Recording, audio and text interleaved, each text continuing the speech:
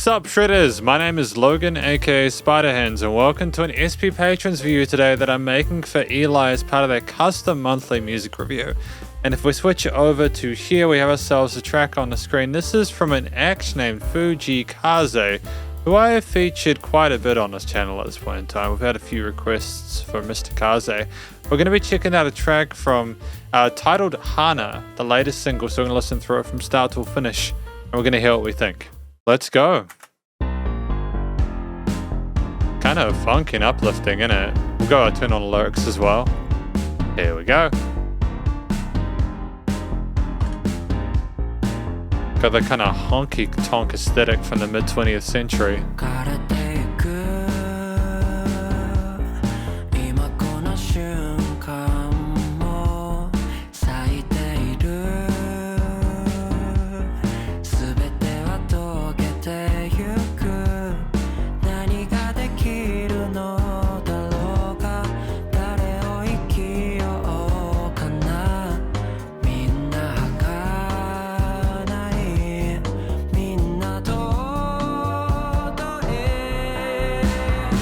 Nice use of a filter there, a bit of automation.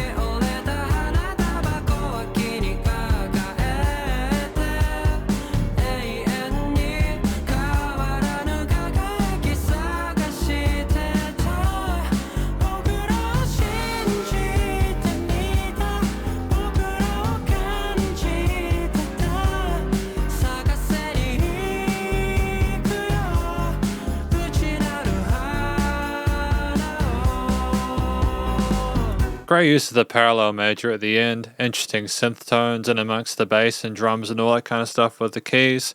We've got a blend of some more contemporary pop elements with Fujii's style. It's great.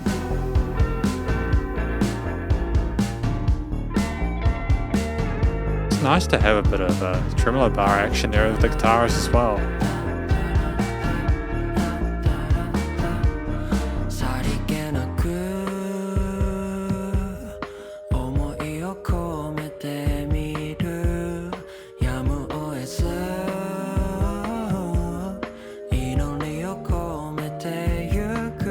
Really chilled out here with these pads.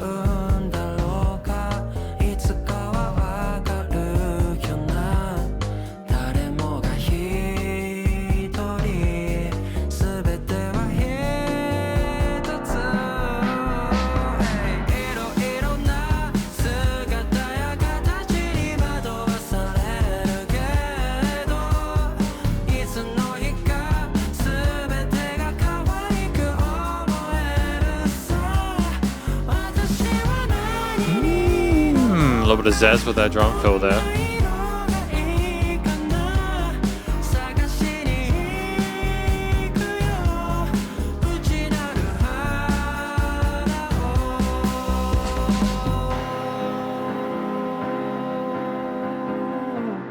I like that we don't sit on the same chord progression for too long, and if we do, we switch it up, reinterpret with the different layers. Although the keys remain consistent as per Kaze's style.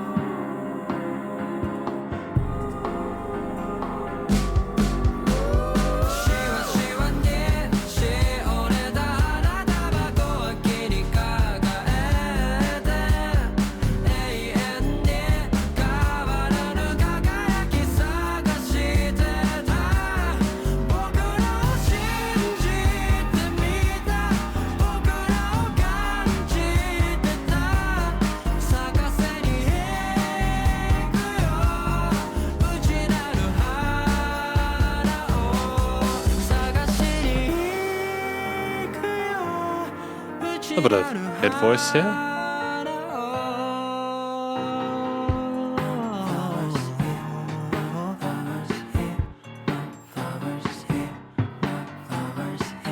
wonder what the flower is. I wonder what the context is for that.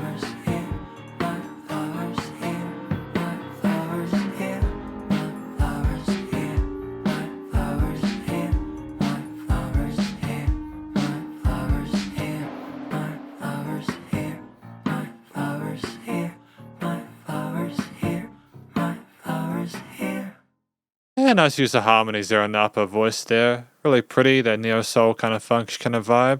Let's talk about it more with the lyrics. So we've got the lyrics here. They're about as zoomed in as we can do, because if I do this, what Genius does is it puts them on this side, because clearly the advertisements are far more important than any sort of like benefit gained by the lyrics formatting themselves properly within a web page. So we've got verse 1. It's dying even at this moment. It's blooming. Everything comes together.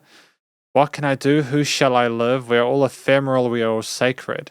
I don't want to take it too literally that it's a love story. You know, I was searching for the beauty that would never fade. I trusted you and me. I was feeling you and me. I'm living with a prayer for how long will I be lost. I'll find it someday, I'm sure. It's so... Oh, no. Okay. All right, we got it. Let's talk about that more in conclusion. And welcome to the conclusion of my review of this track from an actor named Fujii Kaze, titled Hana. Now, what I think this track is about, I think this track is about a self-actualization of Fujii Kaze, realizing that they don't really need this other person in order to be happy that they love. They thought that them and they would be forever, but in reality, I think Fujii has realized that, hey, we are gonna be alone. We are only ourselves.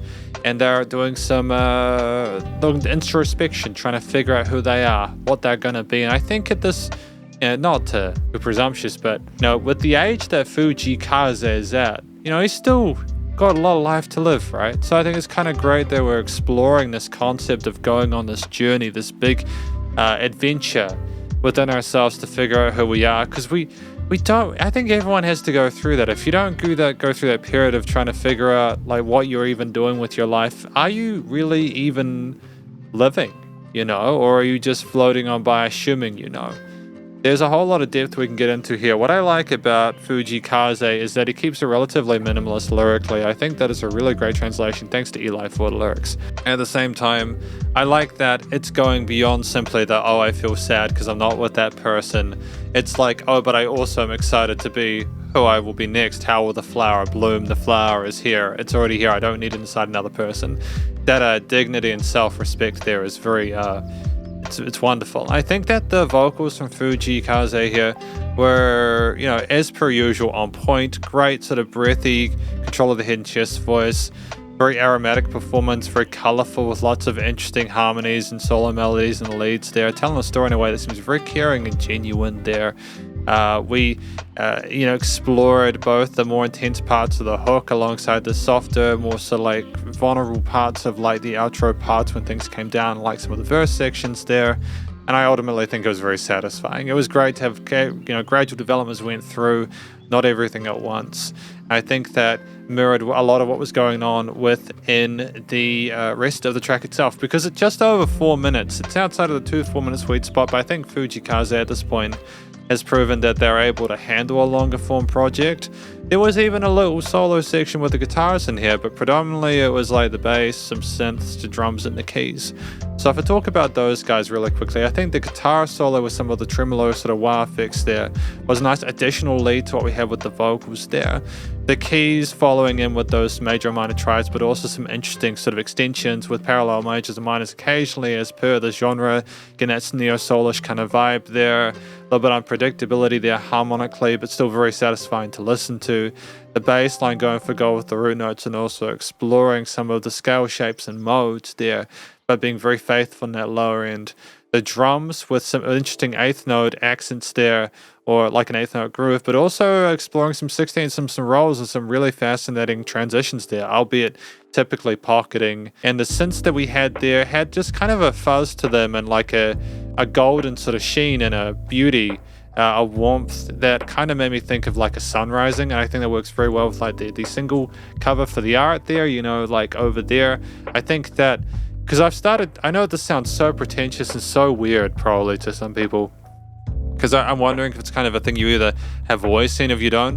What I've realized is I can kind of see music in colors, and I don't know whether I'm starting to go insane or not at the ripe old age of 32, but I can kind of imagine how that is like a yellow or an orange kind of tinge there. I think it's absolutely gorgeous and spectacular, and I think that the beauty, I think part of the reason why Fujii Kaze is such a successful musician is that all the different elements within the arrangement, the seamless transitions between verses and choruses and the occasional solo parts, including the live stages where we have like kind of piano solos and all like that, where things come down to dynamic range and the performance sounds like a live take. And the fact that we just have really intriguing themes there, and we just managed to notch stuff really nicely in the frequency spectrum outside of the post-production. I think it's because we can pick textures and timbres that coexist together really peacefully and amalgamate effortlessly. And that is not an easy thing to do. That takes finesse and skill and experience as well as creativity, and we have that here in spades. And I just think we're going from strength to strength. Is it a revolutionary track that's blown my mind and completely, subverted expectations? No, but I think it's another strong track from Fujii Kaze that sits well within his genre. A little bit more sort of traditional with the chord note accents and some of the chorus parts than I was expecting, but I think that that's absolutely fine. We don't need to have swings or swing triplets all the time. It's good. The theme itself speaks of proactivity within that inner revelation there, and I think it tries to encourage people to find out more about themselves, which makes sense it's very positive and uplifting with a lot of the major focus here, and if there are minors, they kind of switch to majors to kind of, and not stay too dark with it. It never gets too kind of dire, and you get the feeling it's more about the change rather than the past. So yeah, the theme works, makes sense with the lyrics and the vocals, and I think finally the studio recording, mixing and mastering is just as industry tier. It's career, studio grade. It's just wonderful. Great presence to the vocals, keys, synths, bass, drums, guitar, everything there. Nice sense of reverb and delay with some parts, mostly reverb. There's misty elements there, but some parts were like very precise at the same time.